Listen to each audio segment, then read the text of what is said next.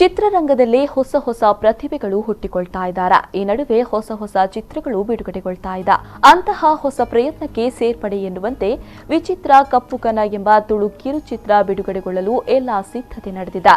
ಈಗಾಗಲೇ ಅತ್ಯುತ್ತಮ ಚಿತ್ರಗಳನ್ನು ನಿರ್ದೇಶನ ಮಾಡಿ ಹೆಸರು ಪಡೆದಿರುವ ಮನೀಶ್ ಕರೋಡಿ ಇದೀಗ ಈ ಚಿತ್ರಕ್ಕೂ ಕತೆ ಬರೆದು ನಿರ್ದೇಶನ ಮಾಡಿದ್ದಾರೆ.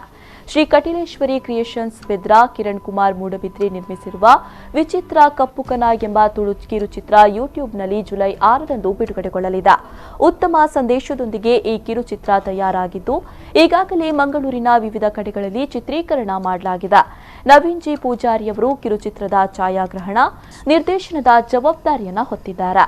ಸಹಾಯಕ ಸಂಕಲನಕಾರರಾಗಿ ರಾಕೇಶ್ ಕೊಣಾಜೆ ಸಹಕರಿಸಿದ್ದಾರೆ. ಯತೀಶ್ ಪೂಜಾರಿ, ಹಿತನ್ ಪೂಜಾರಿ, ಮನೀಶ್ ಶ್ರೀಯಾನ್ ಮತ್ತಿತರರು ಚಿತ್ರದಲ್ಲಿ ನಟಿಸಿದ್ದಾರೆ.